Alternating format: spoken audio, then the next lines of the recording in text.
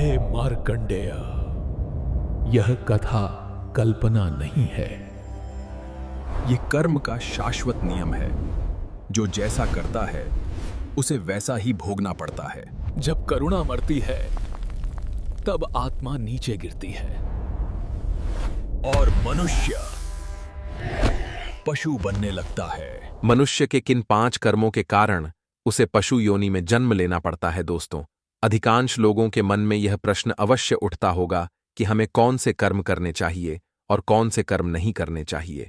तो चलिए, आज हम आपके इन्हीं प्रश्नों का उत्तर एक अत्यंत ही सुंदर कथा के माध्यम से देने जा रहा हूं, जिसका वर्णन स्कंद पुराण में किया गया है। दोस्तों, इस कथा को स्वयं भगवान विष्णु जी ने महर्षि मार्कंडेय को सुनाई थी। वही कथा आज हम आप सभी के समक्ष प्रकट करने जा रहे हैं। जय श्री हरि विष्णु मित्रों, एक बार की बात है, क्षीर सागर के अपार नील जल पर, अनंत शेष की दिव्य शैया पर, करुणा और न्याय के महासागर भगवान विष्णु जी शांत, गंभीर और लोक कल्याण के भाव से विराजमान थे। उसी समय तपस्या, संयम और सत्य के प्रतीक, महाकाल को भी पराजित करने वाले महर्षि मार्कंडेय जी उनके समक्ष प्रकट हुए और नतमस्तक होकर प्रणाम किया और गहन भाव से बोले, हे जगतपालक, मनुष्य ऐसा दुर्लभ मानव जन्म प्राप्त करने के बाद भी ऐसे कौन से कर्म करता है जिसके कारण उसे पशु योनि भोगनी पड़ती है? कौन सा पाप आत्मा को कुत्ते का जन्म देता है? कौन से क्रूर और अधर्मी कर्म मनुष्य को जानवर बना देते हैं? और वो कौन सा अज्ञान व अधर्म है जो मनुष्य को कीड़े मकोड़ों की तुच्छ योनि तक पहुंचा देता है? हे नारायण, यदि मनुष्य समय रहते इन कर्मों के परिणाम न समझे तो वो स्वयं अपने पतन का कारण बन जाता है। कृपा कर आप इन गूढ़ रहस्यों को मुझसे प्रकट कीजिए ताकि मानव जान सके कि क्या करना धर्म है और क्या करना अधर्म है। मार्कंडेय मुनि के इस जटिल और गूढ़ प्रश्न को सुनकर भगवान विष्णु के मुख पर एक दिव्य आभा बिखर आई और वो मंद मुस्कान के साथ बोले, हे मार्कंडेय, तुमने जो प्रश्न किया है वो सामान्य नहीं है।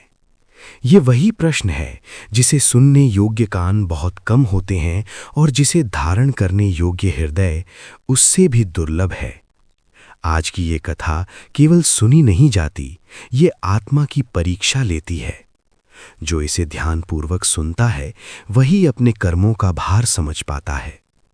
ये कथा उन कर्मों की है जो जीव को ऊंचाइयों तक भी ले जाते हैं, और वही कर्म जब अधर्म बनते हैं तो उसे घोर योनियों में भी गिरा देते हैं। ध्यान से सुनो, मैं तुम्हें इन सभी प्रश्नों का उत्तर एक कथा के माध्यम से देने जा रहा हूं। इतना कहकर भगवान श्री हरि विष्णु कथा आरंभ करते हुए बोले, हे महर्षि, पूर्वकाल की है बात है, धरती के एक सुदूर कोने में एक छोटा सा शांत और हरियाली से घिरा गांव था। उस गांव की पगडंडियां मिट्टी की थीं, चारों ओर खेत लहलहाते रहते थे और प्रातःकाल पक्षियों के मधुर कलरव से संपूर्ण वातावरण पवित्र सा प्रतीत होता था। उसी गांव में एक रमादत्त नाम का एक विद्वान ब्राह्मण निवास करता था। उसका घर बाहरी रूप से सादा अवश्य था, पर उसके भीतर संतोष, शांति और धर्म का उजास सदैव बना रहता था। वह ब्राह्मण वेदों, उपनिषदों और शास्त्रों का गहरा झांता था। उसका जीवन दिखावे से दूर नियम, संयम और धर्म के कठोर पालन पर आधारित था। ब्रह्म मुहूर्त में उठना, संध्या वंदन करना, स्वाध्याय और यज्ञ कर्म करना, ये सब उसके जीवन का स्वाभाविक अंग थे। उसकी वाणी में मधुरता थी, व्यवहार में नम्रता और दृष्टि में करुणा। इसी कारण गांव के लोग उसे केवल विद्वान नहीं बल्कि अपना मार्गदर्शक भी मानते थे। उसके साथ उसकी पत्नी रहती थी, जो रूप से अधिक अपने गुणों के कारण पूज्य थी। उसका स्वभाव अत्यंत सरल, मन पवित्र और हृदयपूर्ण रूप से धर्मपरायण था। वह अपने पति का सम्मान करती, उनकी सेवा को ही अपना परम कर्तव्य समझती और गृहस्थ जीवन को यज्ञ के समान निभाती थी। दोनों के बीच केवल पति पत्नी का संबंध नहीं था, बल्कि आपसी समझ, श्रद्धा और विश्वास का अटूट बंधन था। ब्राह्मण की पत्नी प्रतिदिन प्रातः ब्रह्म मुहूर्त में जागती, स्नान करके स्वच्छ वस्त्र धारण करती और आंगन में स्थित तुलसी के पौधे के पास जाकर श्रद्धा से जल अर्पित करती। दीप प्रज्वलित कर वह ईश्वर का स्मरण करती, मंत्रों का जप करती और पूरे मन से प्रार्थना करती। उसके लिए यह केवल एक दैनिक नियम नहीं था, बल्कि आस्था और भक्ति से भरा हुआ भाव था, जिससे उसका अंतःकरण तृप्त होता था। दिन भर वह घर के कार्यों में लगी रहती, भोजन बनाना, अतिथियों का आदर सत्कार करना, पति की सेवा करना, और यह सब वह बिना किसी शिकायत के प्रसन्नता के साथ करती थी। उसके चेहरे पर सदा संतोष की झलक रहती थी। उनके घर में धन, अन्न और सम्मान की कोई कमी नहीं थी। गांव के लोग ब्राह्मण रमादत्त का आदर करते थे और किसी भी कठिन समय में उससे परामर्श लेने अवश्य आते थे। पर एक कमी थी जो दोनों के हृदय में चुपचाप पीड़ा बनकर रहती थी। उनके घर में कोई संतान नहीं थी। विवाह को कई वर्ष बीत चुके थे। घर का आंगन अब भी सूना था। बाहर से सब कुछ पूर्ण दिखाई देता था, किंतु भीतर ही भीतर वही सूना आंगन दोनों के हृदय को बार बार झकझोर जाता था। वे इस पीड़ा को किसी से कहते नहीं थे, पर मौन में वह टीस सदा उपस्थित रहती थी। एक दिन संध्या के समय, जब सूर्य अस्ताचल की ओर झुक रहा था और घर में दीप जलाने की तैयारी हो रही थी, उसी समय ब्राह्मण अपनी पत्नी के पास आकर शांत स्वर में बोला, हे प्रिय, मैंने जीवन में जो कुछ भी पाया है वह सब ईश्वर की कृपा से ही मिला है। धन, मान सम्मान और संतोष किसी बात का अभाव नहीं है, पर फिर भी मन के किसी कोने में यह कमी बार बार उभर आती है। क्या हमसे जाने अनजाने में कोई ऐसी त्रुटि हो गई है जिसके कारण हमें यह सुख प्राप्त नहीं हुआ? पत्नी ने उसकी ओर स्नेह और धैर्य से भरी दृष्टि से देखा और अत्यंत शांत स्वर में उत्तर दिया, स्वामी, ईश्वर जो भी करते हैं वह हमारे कल्याण के लिए ही होता है। संभव है यह समय हमारी किसी परीक्षा का हो। हमें अधीर नहीं होना चाहिए। श्रद्धा और विश्वास बनाए रखकर निरंतर प्रार्थना करते रहना ही हमारा धर्म है। पत्नी के इन वचनों में कोई शिकायत नहीं थी, केवल स्वीकार और आस्था थी। उसी दिन से दोनों ने और भी अधिक नियम और संयम के साथ ईश्वर की उपासना आरंभ कर दी। ब्राह्मण व्रत रखने लगा, दान पुण्य किया और तीर्थों का स्मरण किया, परंतु जब भी वह ईश्वर के चरणों में प्रार्थना करता तो उसकी मांग कुछ और ही होती। वह संतान का वरदान नहीं मांगता था। वह केवल इतनी प्रार्थना करता, हे प्रभु, मुझे सद्बुद्धि दीजिए ताकि मैं सदा सत्य और धर्म के मार्ग पर चल सकूं। फिर भी उसके मन के किसी कोमल कोने में एक निस्सहाय सी इच्छा चुपचाप छिपी रहती थी, जिसे वह स्वयं से भी स्वीकार नहीं करता था। समय अपनी गति से आगे बढ़ता रहा। विवाह के 7 वर्ष पूर्ण हो गए। एक रात्रि ब्राह्मण की पत्नी ने एक अद्भुत स्वप्न देखा। उसने देखा कि एक तेजस्वी दिव्य प्रकाश उनके घर में प्रवेश कर रहा है और संपूर्ण वातावरण को आलोकित कर रहा है। वह स्वप्न से चौंक कर जाग उठी, पर आश्चर्य यह था कि उसके मन में भय नहीं, बल्कि गहरी शांति का अनुभव था। कुछ ही दिनों बाद उसने संकोच और हर्ष से भरे स्वर में ब्राह्मण को वह समाचार दिया जिसने वर्षों की मौन वेदना को आशा में बदल दिया। वह गर्भवती थी। जब यह खुशखबरी ब्राह्मण को पता चली तो वह बहुत प्रसन्न हुआ। उसकी आंखों से आंसू बहने लगे। दोस्तों, वे आंसू दुख के नहीं, बल्कि ईश्वर की करुणा और अनुकंपा के थे। उसने श्रद्धा से हाथ जोड़कर आकाश की ओर दृष्टि उठाई और भाव विभोर स्वर में बोला, ऐसा प्रतीत होता है कि ईश्वर ने हमारी विनती स्वीकार कर ली है। अब हमारा दायित्व पहले से कहीं अधिक बढ़ गया है। हमें इस आने वाली आत्मा को उत्तम संस्कार देने होंगे। समय ने करवट ली और नियत घड़ी आने पर उनके घर एक पुत्र का जन्म हुआ। उस क्षण पूरा घर आनंद और उल्लास से भर उठा। वर्षों से जो आंगन सूना पड़ा था, वही आंगन अब बच्चे की मधुर किलकारियों से गूंजने लगा। ब्राह्मण और उसकी पत्नी उस बालक को निहारते ही अपने सारे कष्ट, प्रतीक्षा और पीड़ाएं भूल गए। उनके लिए वह बालक केवल उनकी संतान नहीं था, बल्कि ईश्वर की ओर से मिला हुआ पवित्र प्रसाद था। ब्राह्मण जब बालक को अपनी गोद में लेता तो अक्सर स्नेहपूर्वक कहता, मेरी यही कामना है कि मेरा पुत्र बड़ा होकर वेदों और शास्त्रों का झांता बने और उसी धर्म पथ पर चले जिस पर हमारे पूर्वज चले हैं। यदि उसके हृदय में करुणा और सत्य का वास होगा तो ज्ञान स्वयं उसके जीवन में प्रवेश करेगा। हमारा कर्तव्य है कि हम उसे केवल उपदेश नहीं, बल्कि प्रेम और अपने आचरण से सही उदाहरण दें। ब्राह्मण का स्वभाव जन्म से ही अत्यंत दयालु था। प्रतिदिन प्रातःकाल वह गाय को रोटी खिलाए बिना स्वयं भोजन ग्रहण नहीं करता था। उसके मन में यह दृढ़ विश्वास था कि यही उसका धर्म है।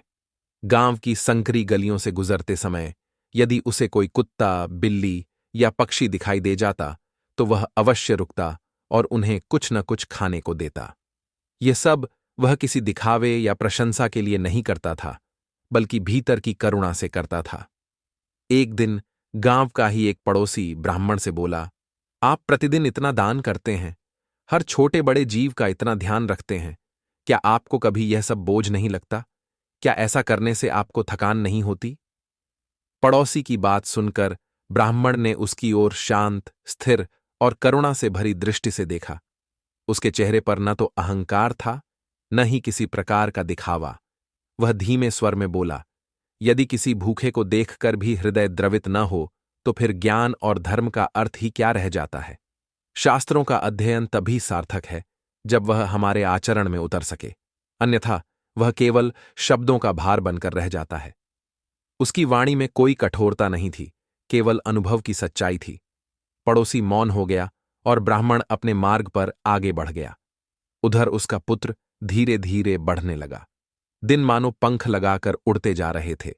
ब्राह्मण प्रातःकाल उसे अपने पास बैठाता, वेदों के मंत्रों की ध्वनि सुनाता और शुद्ध उच्चारण के साथ उनका अभ्यास करवाता। वह केवल मंत्र रटवाना नहीं चाहता था, बल्कि उन मंत्रों के पीछे छिपे भाव को भी बालक के हृदय में उतारना चाहता था। साथ ही वह उसे जीवन के छोटे छोटे संस्कार सिखाता, बड़ों का आदर, सत्य बोलना, संयम रखना, किसी को दुखी न करना और हर प्राणी के प्रति करुणा का भाव रखना। उसके लिए शिक्षा का अर्थ केवल पुस्तकें नहीं थीं, बल्कि व्यवहार, दृष्टि और संवेदना भी उतनी ही महत्वपूर्ण थी। बालक भी अपने पिता की हर बात ध्यान से सुनता। वह केवल शब्दों को नहीं, बल्कि पिता के कर्मों को भी मन में उतारता था। वह देखता कि कैसे उसके पिता बिना किसी भेदभाव के हर जीव के प्रति दया रखते हैं, चाहे वह मनुष्य हो या पशु पक्षी। एक दिन बालक ने सहज जिज्ञासा से अपने पिता से प्रश्न किया, पिताजी, आप हर जीव को भोजन क्यों देते हैं? वे तो बोल भी नहीं सकते, न ही धन्यवाद कहते हैं। ब्राह्मण ने मुस्कुराते हुए उसके सिर पर स्नेह से हाथ रखा और बोला, बेटा, वे बोल नहीं सकते, पर पीड़ा तो अवश्य महसूस करते हैं। भूख सबको समान रूप से सताती है। जो दूसरों की पीड़ा को समझ लेता है, वही सच्चा मनुष्य होता है। करुणा ही मनुष्य को महान बनाती है। ये वचन बालक के कोमल मन में गहराई से उतर गए। वह उन्हें पूरी तरह समझ तो नहीं पाया, पर अनुभव करने लगा था। समय अपनी गति से आगे बढ़ता रहा। ऋतुएं बदलती रहीं, दिन और वर्ष बीतते गए। वही बालक, जिसके हृदय में कभी पिता के शब्दों द्वारा सत्य और करुणा के बीज बोए गए थे, अब किशोरावस्था को पार कर युवावस्था की दहलीज पर खड़ा था। उसके भीतर पनप रही जिज्ञासा अब सीमाओं में बंधी रहने को तैयार नहीं थी। गांव की शांत परिधि उसे संकुचित लगने लगी। गांव से बाहर की दुनिया, नए नए लोग, उनकी चमक दमक भरी बातें और रंग बिरंगी जीवन शैली उसे अपनी ओर आकर्षित करने लगीं। अनजाने ही उसके कदम ऐसी संगत की ओर बढ़ने लगे जहां न धर्म का आदर था और न ही संस्कारों का कोई मूल्य। शुरुआत में यह परिवर्तन बहुत सूक्ष्म था, इतना सूक्ष्म कि किसी को तुरंत खटकता नहीं था। वह पहले की तरह पिता के साथ बैठकर वेद पाठ में रुचि नहीं लेता था। पूजा के समय कभी थकान का बहाना बनाता तो कभी किसी काम का। माता की सीख और समझाइश उसे अब बोझ सी प्रतीत होने लगी थी, मानो वे बातें उसके जीवन की गति को रोक रही हों। ब्राह्मण यह सब देख रहा था।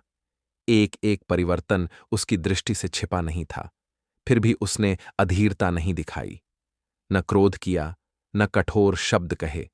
उसके मन में यह विश्वास बना हुआ था कि पुत्र भले ही कुछ समय के लिए मार्ग से भटक रहा हो, पर संस्कारों की जड़ें गहरी हैं, वह एक दिन अवश्य लौटेगा।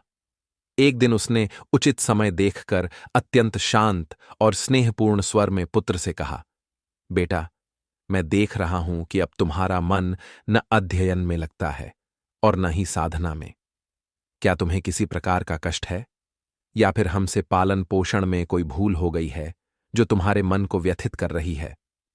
ब्राह्मण रमादत्त की ये बात सुनकर पुत्र ने उपेक्षा और असंतोष से भरे स्वर में उत्तर दिया, पिताजी, आप हर बात को धर्म और नियम से ही क्यों जोड़ते रहते हैं? आज की दुनिया बदल चुकी है। हर समय ग्रंथों और विधियों में डूबे रहना ही जीवन नहीं होता। मुझे अपने तरीके से जीना है। उसके शब्दों में प्रश्न कम और असहमति अधिक थी। यह सुनते ही माता का हृदय व्यथित हो उठा। उसकी आंखों में चिंता झलकने लगी। वह संयमित स्वर में बोली, बेटा, अपने तरीके से जीना गलत नहीं है, पर सही और गलत के भेद को समझना भी उतना ही आवश्यक है। हम तुम्हें बांधना नहीं चाहते, न तुम्हारी राह रोक रहे हैं। हमारा उद्देश्य केवल इतना है कि तुम जीवन में ठोकर न खाओ, गिरो नहीं। अनुभव करना अच्छा है, पर विवेक के साथ। माता के शब्दों में प्रेम था, भय नहीं। चिंता थी, अधिकार नहीं। पर उस समय पुत्र का मन उन बातों को स्वीकार करने की स्थिति में नहीं था। उसके भीतर उठता उबाल अब धीरे धीरे उसे उस राह की ओर ले जा रहा था जहां से लौटना आसान नहीं होता। और यह बात माता पिता का अनुभव पहले ही भांप चुका था। उसके नए मित्र अब उसे गांव की सीमाओं से बाहर ले जाने लगे, ऐसी जगहों पर जहां नशा और मांस का सेवन सामान्य बात समझी जाती थी। वही पुत्र जो कभी गायों को स्नेह से सहलाता था, पक्षियों के लिए दाने बिखेरता था, अब उन स्मृतियों को हंसी में उड़ा देता। जो बातें कभी उसके संस्कारों की पहचान थीं, वे अब उसे बोझ और पिछड़ापन प्रतीत होने लगी थीं। एक रात्रि वह नशे में झूमता हुआ घर लौटा। उसके वस्त्र अस्त व्यस्त थे, चाल डगमगा रही थी और आंखों में मदिरा की लालिमा स्पष्ट झलक रही थी। जैसे ही ब्राह्मण की दृष्टि अपने पुत्र पर पड़ी, उसका हृदय भीतर से कांप उठा। वर्षों की तपस्या, विश्वास और आशा एक पल को जैसे ठहर सी गई। उसने कोई कठोर शब्द नहीं कहे, न ही क्रोध में आवाज ऊंची की, पर उसके स्वर में जो पीड़ा थी वह किसी भी कठोरता से अधिक तीखी थी। उसने धीमे किंतु व्यथित स्वर में कहा, बेटा, यह मार्ग तुम्हें कहां ले जाएगा मुझे भी पता नहीं है। मैंने तुम्हें सत्य और संयम का पाठ पढ़ाया था। स्मरण रखो, तुम्हारे कर्म केवल तुम्हारे जीवन को ही नहीं, पूरे वंश को प्रभावित करेंगे। अपने पिता की यह बात सुनकर पुत्र जोर से हंस पड़ा। उसकी हंसी में उपहास था। वह बोला, पिताजी, आप पुरानी बातों में ही उलझे रहते हैं। आज की दुनिया अलग है। जीवन तो एक ही बार मिलता है। अगर अपने मन से न जिया तो ऐसे जीवन का अर्थ ही क्या है। उसके शब्द माता पिता के हृदय को जैसे चीरते चले गए। मां की आंखें भर आईं और पिता की दृष्टि भूमि पर टिक गई। फिर भी दोनों मौन रहे। उन्होंने सोचा कि क्रोध से नहीं, प्रेम और धैर्य से ही बात बन सकती है। शायद समय के साथ पुत्र स्वयं समझ जाए। पर समय बीतने के साथ स्थिति और बिगड़ती चली गई। पुत्र का व्यवहार दिन प्रतिदिन कठोर होता गया। अब वह केवल अनसुना ही नहीं करता था, बल्कि माता पिता की बातों का खुलकर अपमान करने लगा था। जब भी उसे समझाया जाता, वह ताने देता, कटु शब्द बोलता और घर से बाहर निकल जाता। वह घर जो कभी शांति और संस्कारों का केंद्र था, अब मौन और पीड़ा का स्थान बनता जा रहा था। माता पिता की आंखों में चिंता गहरी होती जा रही थी और उनके हृदय में एक अनकहा भय जन्म लेने लगा था कि कहीं यह भटकाव ऐसा न हो जिससे लौटने का मार्ग ही खो जाए। एक दिन ब्राह्मण का पुत्र अपने मित्रों के बीच बैठा हुआ था और उनसे बात कर रहा था। तभी उसके एक मित्र ने संकोच भरे स्वर में कहा, तुम्हारे पिता तो पूरे गांव में पवित्रता और धर्म के प्रतीक माने जाते हैं। तुम जो यह सब करते हो, क्या तुम्हें इसका कभी अपराध बोध नहीं होता?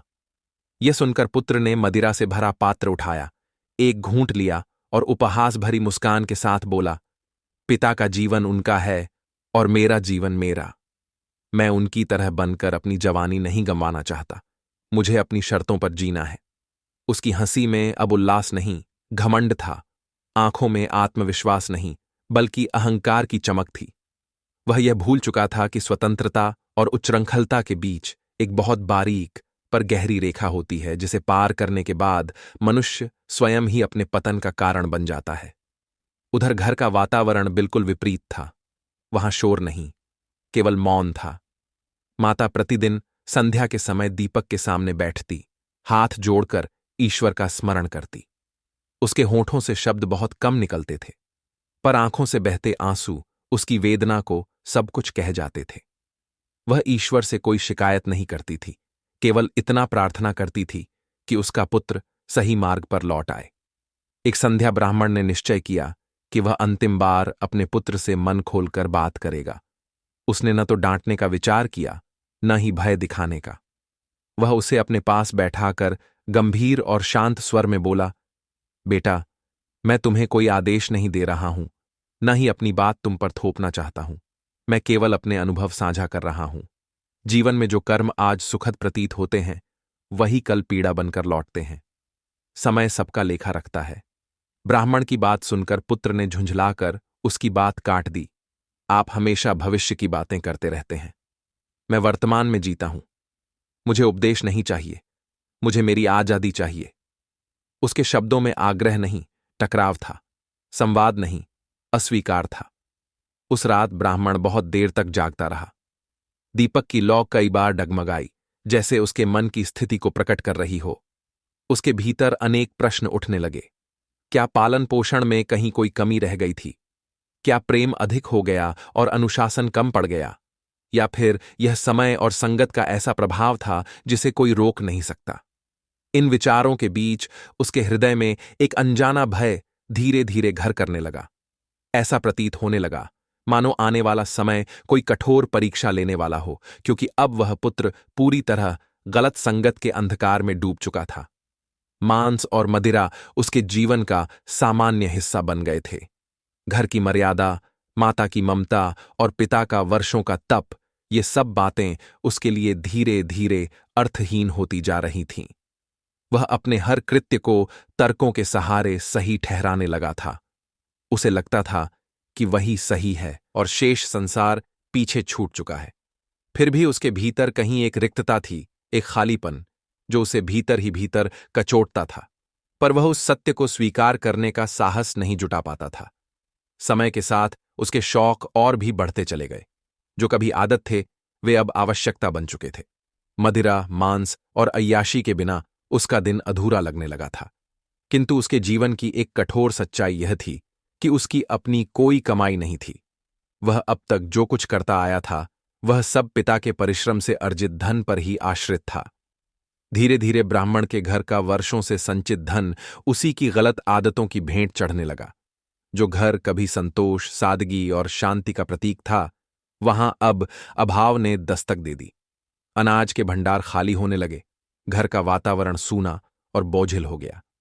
माता की आंखों में चिंता स्थायी हो चली थी और पिता के चेहरे पर मौन पीड़ा की रेखाएं और गहरी होती जा रही थीं। एक दिन वह फिर ब्राह्मण के सामने आ खड़ा हुआ। इस बार उसके स्वर में विनय नहीं, अधिकार था। आंखों में आग्रह नहीं, हठ था। उसने रूखे और कठोर स्वर में कहा, मुझे धन चाहिए। मेरे मित्र प्रतीक्षा कर रहे हैं। आज मुझे खाली हाथ नहीं लौटना है। ब्राह्मण ने उसे शांत दृष्टि से देखा। वह भली भांति समझ गया था कि यह धन किसी शुभ कार्य के लिए नहीं मांगा जा रहा। उसके हृदय में पीड़ा उठी, पर स्वर अब भी संयमित था। उसने भारी मन से उत्तर दिया, बेटा, अब मेरे पास देने को कुछ भी शेष नहीं है। जो कुछ था वह सब तुम्हारे शौकों में चला गया, और जिन कर्मों का परिणाम केवल पतन की ओर ले जाए, उनके लिए मैं अब और धन नहीं दे सकता। यह सुनते ही पुत्र का क्रोध भड़क उठा। उसकी आंखें लाल हो गईं और स्वर में कटुता घुल गई। वह तीखे शब्दों में चिल्लाते हुए बोला, तो आपने मुझे बेसहारा छोड़ दिया? जब मुझे सबसे अधिक आवश्यकता है, तब आप ही मुझसे मुंह मोड़ रहे हैं। आपने कभी मेरी इच्छाओं को समझने का प्रयास ही नहीं किया। यदि आप मुझे धन नहीं दे सकते, तो आप मुझे उपदेश देने का भी कोई अधिकार नहीं रखते। यह सुनते ही माता बीच में आ गई। उसका स्वर कांप रहा था। शब्दों में पीड़ा और ममता एक साथ छलक रही थी। बेटा, क्रोध में आकर ऐसा मत बोलो। हमने तुम्हारे लिए क्या नहीं किया? अपना सुख, अपना चैन सब त्याग दिया। आज भी हम तुम्हें सही मार्ग पर लाने की अंतिम कोशिश ही कर रहे हैं। पर उस समय पुत्र के हृदय पर जैसे अंधकार की परत जम चुकी थी। विवेक पर क्रोध भारी पड़ चुका था। आवेश में आकर उसने घर की सारी मर्यादा भुला दी। माता पिता से झगड़ा किया, कटु और अपमानजनक शब्द बोले, और अंततः ऐसा कृत्य कर बैठा जिसकी कल्पना भी उन्होंने कभी नहीं की थी। उसने उन्हें घर से बाहर निकाल दिया, उस घर से जिसके आंगन में उन्होंने उसे उंगली पकड़कर चलना सिखाया था। उसी आंगन से आज वे अपमानित होकर बाहर निकल पड़े। ब्राह्मण की आंखों से अश्रुधारा बह रही थी, पर उसके मुख पर क्रोध नहीं था। वह मौन, शांत और भीतर से टूटा हुआ था। उसने पत्नी का हाथ थाम लिया और धीमे स्वर में बोला, प्रिय, संभव है यही हमारे कर्मों की अंतिम परीक्षा हो। ईश्वर जहां ले जाएंगे वही हमारा आश्रय होगा। मित्रों, रात्रि का अंधकार चारों ओर फैल चुका था। दोनों दंपति बिना किसी लक्ष्य, बिना किसी साधन के जंगल की ओर बढ़ते चले गए। न सिर पर छत थी, न भविष्य की कोई योजना। केवल विश्वास था ईश्वर पर और एक दूसरे पर। चलते चलते वे एक आश्रम के समीप पहुंचे। वहां एक वृद्ध महात्मा निवास करते थे। चेहरे पर उनके एक अत्यंत ही दिव्य तेज था और नेत्रों में करुणा। महात्मा ने उन्हें देखते ही पहचान लिया कि ये केवल थके हुए यात्री नहीं, बल्कि जीवन की कठोर चोट खाए हुए साधक हैं। महात्मा ने शांत और आश्वस्त स्वर में कहा, आप यहां शरण लेने आए हैं। ये आश्रम सबके लिए खुला है। जब तक चाहें यहां निवास करें। यहां कोई प्रश्न नहीं, कोई शर्त नहीं।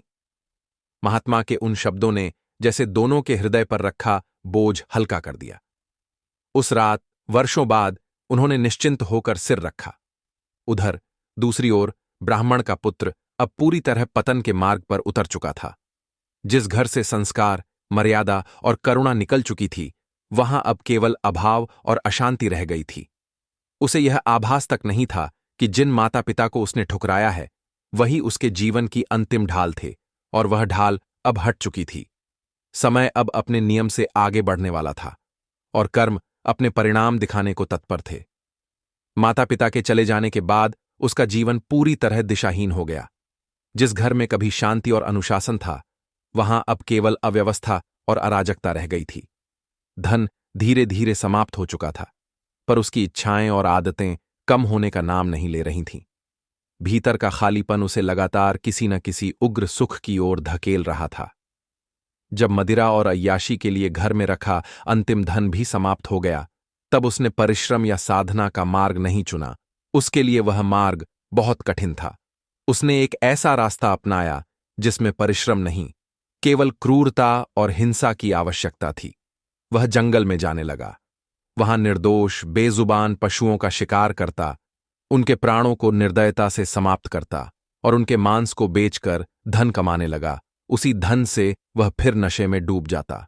इन कुकृत्यों को करते करते उसका मन कठोर होता चला गया। अब उसे किसी जीव की पीड़ा में कोई दर्द नहीं दिखता था। जंगल उसके लिए साधन बन गया था और हिंसा उसकी दिनचर्या। पाप से अर्जित धन ने उसके भीतर के भय को समाप्त कर दिया और अहंकार को और गहरा कर दिया। एक रात वह अपने मित्रों के साथ बैठा था। चारों ओर मदिरा के पात्र थे और वातावरण उन्माद से भरा हुआ था। नशे में डूबा हुआ वह गर्व से बोला, अब मुझे किसी पर निर्भर नहीं रहना पड़ता। जंगल में सब कुछ मुफ्त है, बस हिम्मत चाहिए और हाथ में हथियार। उसकी यह बात सुनकर एक मित्र ने हंसते हुए कहा, मित्र, तुम तो अब सच में अपने पिता से बिल्कुल अलग बन गए हो। उन्हें पता चलेगा तो क्या कहेंगे? उसने ठहाका लगाया। उसकी हंसी में निडरता नहीं, पतन का घमंड था। वे अपने आश्रम और भजनों में खुश होंगे और मैं अपनी जिंदगी में जिसे जो पसंद है वही उसे करना चाहिए। जीवन अपनी शर्तों पर जीने के लिए होता है। समय इसी तरह बीतता गया। दिन बीतते गए, रातें नशे में डूबती चली गईं। पाप पर पाप जुड़ते गए, जैसे कोई अदृश्य लेखा लिखा जा रहा हो। वह इसे अपनी विजय समझता रहा, पर भीतर कहीं एक अनजाना भय धीरे धीरे आकार लेने लगा था। फिर एक दिन उसका शरीर ही उसके विरुद्ध खड़ा हो गया। उसे अचानक एक गंभीर पेट का रोग हो गया। तीव्र ऐंठन, असहनीय पीड़ा, ऐसा लगता मानो शरीर के भीतर कुछ टूट रहा हो। उसका चेहरा पीला पड़ने लगा, आंखों की चमक बुझने लगी और शरीर कमजोर होता चला गया।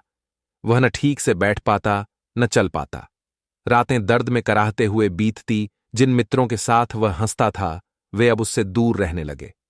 नशा भी अब उसे राहत नहीं दे पा रहा था। पहली बार उसे अपने अकेलेपन का अनुभव हुआ।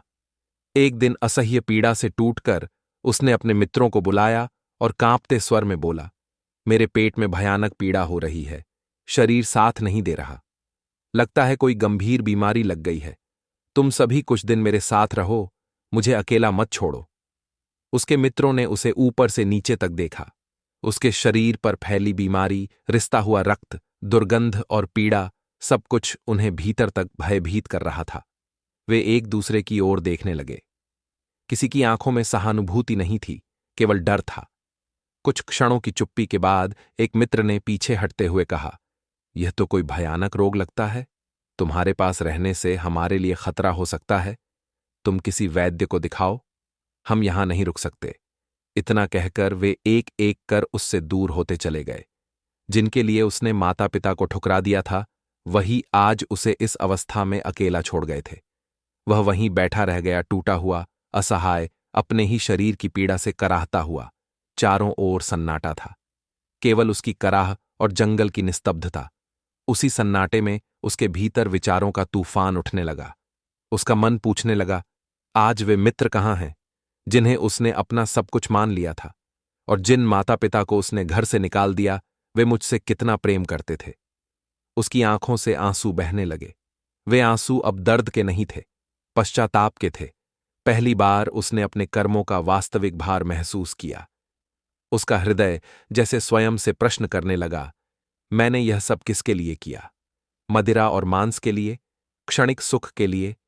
दोस्तों, आगे की कथा सुनाते हुए भगवान विष्णु जी महर्षि मार्कंडेय से कहते हैं, हे महर्षि, ब्राह्मण पुत्र के क्षण भर के आनंद ने उससे उसका घर छीन लिया था, माता की ममता छीन ली थी, पिता का साया छीन लिया था। अब उसके पास न धन था, न साथ, न कोई सहारा। धीरे धीरे उसे मां की वे बातें याद आने लगीं, जब वह दीपक के सामने बैठकर ईश्वर से मौन प्रार्थना करती थी। उसकी आंखों से बहते आंसू और कांपते हाथ स्मृति में उभर आए। पिता के वे शांत शब्द उसके कानों में गूंजने लगे, जो कर्म आज सुख देते हैं, वही कल पीड़ा बनकर लौटते हैं। उस क्षण उसे समझ में आ गया कि शरीर की पीड़ा से कहीं अधिक भयानक मन की पीड़ा होती है। उसका मन जल रहा था पछतावे की आग में। वह जान चुका था कि जिसने अपनों को ठुकराया, वह अंत में अकेला ही रह जाता है। जंगल की गहरी खामोशी में उसकी सिसकियां गूंजने लगीं। पेड़ पत्तों और अंधेरे के सिवा कोई उसका साक्षी नहीं था। समय मानो उसके लिए थम सा गया था। उसे न आगे का मार्ग दिख रहा था और न ही अब उसके अंदर पीछे लौटने की शक्ति बची थी। मित्रों के चले जाने के बाद ब्राह्मण पुत्र पूरी तरह अकेला पड़ चुका था। शरीर पीड़ा से भरा था और मन पश्चाताप से। उसी एकांत में, उसी असहाय अवस्था में उसे पहली बार माता पिता की याद सच्चे अर्थों में आई। उसके हृदय में एक क्षीण सी आशा जागी, यदि इस संसार में अब भी कोई मुझे स्वीकार कर सकता है, तो वे केवल मेरे माता पिता ही हैं। और इसी विचार के साथ उसकी आंखें फिर भर आईं, क्योंकि उसे अब समझ आ चुका था कि जिनका प्रेम निस्वार्थ होता है, उन्हें खोने के बाद ही उसका मूल्य समझ में आता है। उसी क्षण उसके भीतर एक दृढ़ निश्चय जन्म ले चुका था। अब उसके अंदर न पीड़ा का भय था, न मृत्यु की चिंता। उसके मन में केवल एक ही भाव शेष रह गया था, वह था क्षमा का। वह यह नहीं जानता था कि उसके माता पिता कहाँ हैं, जीवित भी हैं या नहीं। फिर भी उसे लगा, यदि इस संसार में कहीं भी प्रायश्चित का द्वार खुला है, तो वह उनके चरणों के पास होगा। वह लड़खड़ाते हुए जंगल के दुर्गम मार्ग पर चल पड़ा। हर कदम के साथ उसके शरीर की जलन बढ़ती जा रही थी। उसके भीतर एक ही स्वर गूंज रहा था, मुझे क्षमा चाहिए, बस एक बार। चलते चलते वह जंगल के और भीतर प्रवेश कर गया। पेड़ अब पहले से कहीं अधिक घने हो चुके थे।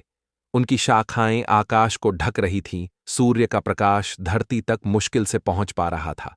चारों ओर एक अजीब सी खामोशी फैल गई थी, ऐसी खामोशी जो शब्दों से अधिक भारी होती है, मानो जंगल स्वयं उसे चेतावनी दे रहा हो।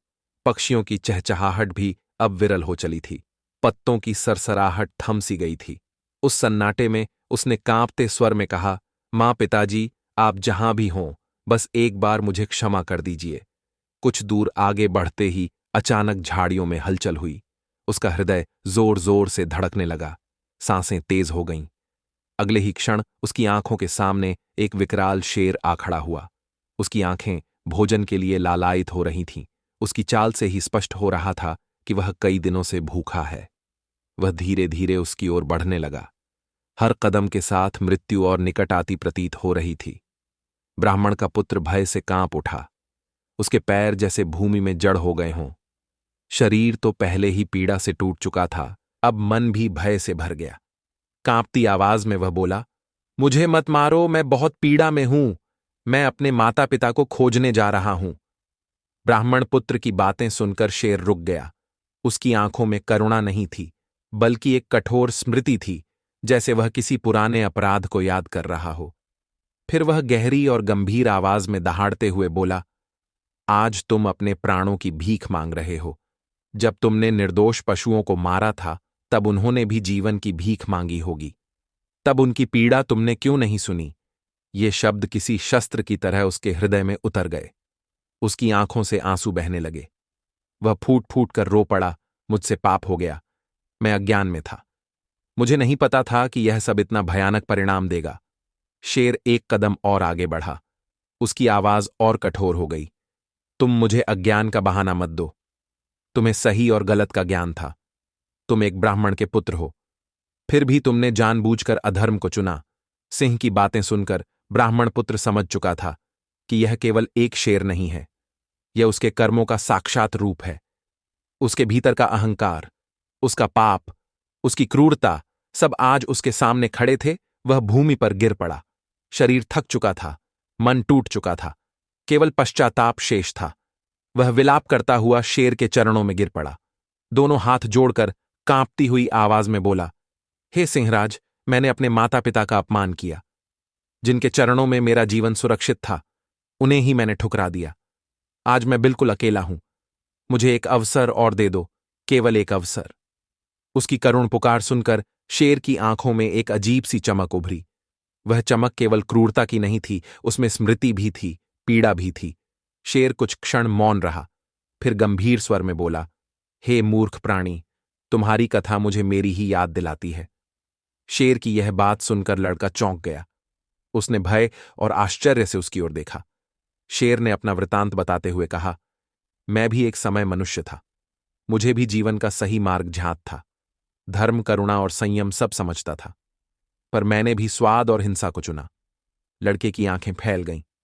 वह डरते हुए बोला, तुम मनुष्य थे? यह कैसे संभव है? क्या यह भी कर्मों का ही फल है? शेर ने गहरी सांस ली।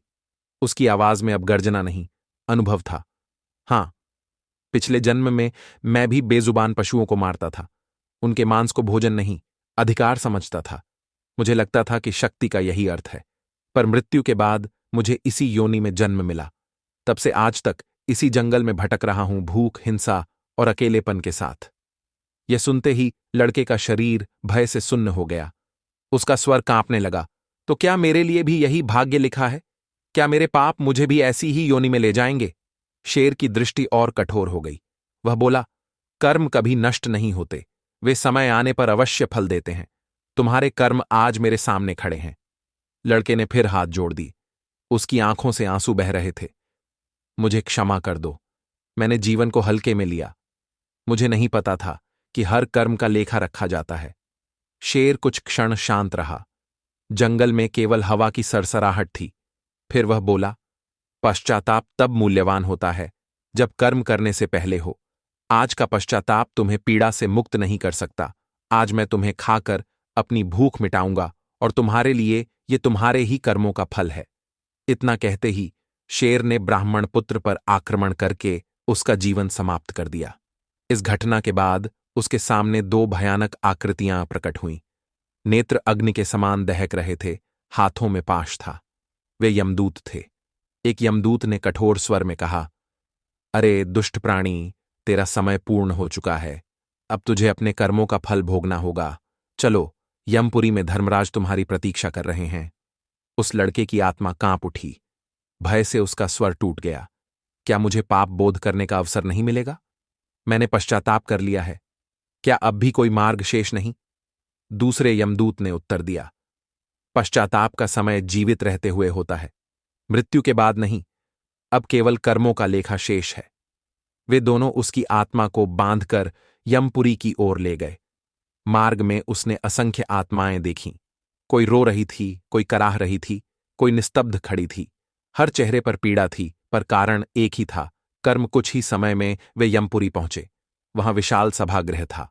वातावरण गंभीर और भयपूर्ण सिंहासन पर यमराज विराजमान थे।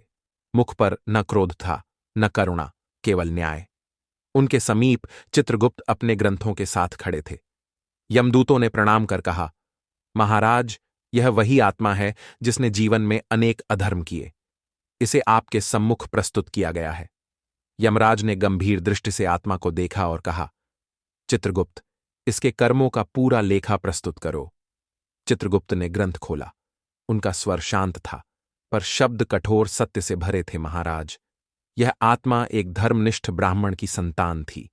इसे सही और गलत का पूर्ण ज्ञान था। फिर भी इसने जानबूझकर अधर्म का मार्ग चुना, देवतुल्य माता पिता का अपमान किया, उनके धन को नशे और विलास में नष्ट किया, निर्दोष पशुओं की हत्या कर मांस का व्यापार किया और पश्चाताप तब किया जब कर्म का फल सामने आ चुका था। आत्मा सिर झुकाए खड़ी रही। फिर उस ब्राह्मण पुत्र की आत्मा कांपते स्वर में बोली, महाराज, मैंने बहुत बड़ी भूल की। मेरे कर्म गलत थे। मुझसे जो भी दंड हो मैं उसे सहने को तैयार हूं। यमराज का स्वर गूंज उठा, न्याय स्वीकार करना धर्म की पहली सीढ़ी है, पर यह तुम्हारे कर्मों को मिटा नहीं सकता। हर कर्म का फल भोगना ही पड़ता है। तुमने जीवन में बेजुबान प्राणियों को पीड़ा दी, अब तुम्हें स्वयं उन योनियों में जाकर उसी पीड़ा को अनुभव करना होगा। तुम्हें पहले सर्प की योनि दी जाती है, इसके बाद कुत्ता, मेंढक और फिर कीट मकोड़ों की योनियों में जन्म लेना होगा। वे योनियाएं जहां भय, भूख और तिरस्कार निरंतर साथ रहते हैं। आत्मा कांप उठी। क्या यह दंड कभी समाप्त होगा? क्या मुझे फिर मानव जन्म मिलेगा? यमराज ने उत्तर दिया, जब तुम्हारे संचित कर्म समाप्त होंगे तभी आगे का मार्ग खुलेगा। यह यात्रा लंबी है पर न्यायपूर्ण है। इसके बाद यमदूत उसे सर्प की योनि में ले जाकर डाल देते हैं। अगले ही क्षण वह स्वयं को धरती लोक में एक सांप के रूप में अनुभव करने लगा। न भाषा थी, न अभिव्यक्ति, केवल भय और भूख। हर क्षण मनुष्यों से मृत्यु का डर, पत्थरों के नीचे छिपकर जीवन भोजन के लिए संघर्ष और हर पल मारे जाने की आशंका। सर्प की योनि में उसने पहली बार समझा कि भय क्या होता है। समय पूर्ण होने पर उसे अगली योनियों में भेजा गया। कभी वह कुत्ता बना जहां दुत्कार और भूख मिली, कभी मेंढक जो हर कदम पर कुचले जाने का भय सहता है, कभी कीड़ा जिसे कोई महत्व नहीं देता। हर योनि में उसे एक ही सत्य समझ आता गया, जिस पीड़ा को मैंने दूसरों को दिया वही अब मेरा अनुभव बन चुकी है। धीरे धीरे उसकी चेतना परिपक्व हुई। माता पिता का प्रेम, पिता की करुणा और माता की प्रार्थनाएं अब स्पष्ट दिखने लगीं, लेकिन अब उसके पास पछतावे के लिए कुछ नहीं था। मित्रों, कथा का प्रवाह पूर्ण होते ही भगवान विष्णु कुछ क्षण मौन हो गए। वह मौन साधारण नहीं था, उसमें काल की गंभीरता, धर्म की गहराई और करुणा का अथाह विस्तार समाया हुआ था।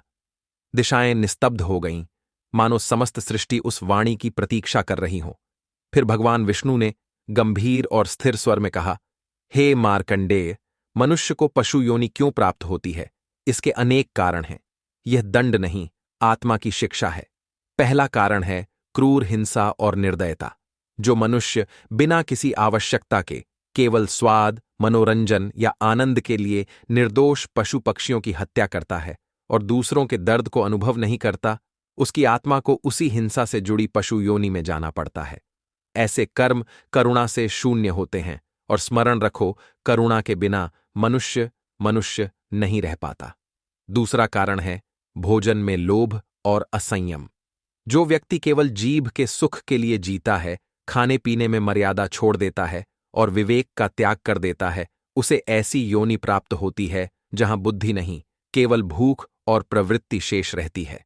मनुष्य को भोजन करना चाहिए, पर भोजन को मनुष्य पर शासन नहीं करना चाहिए।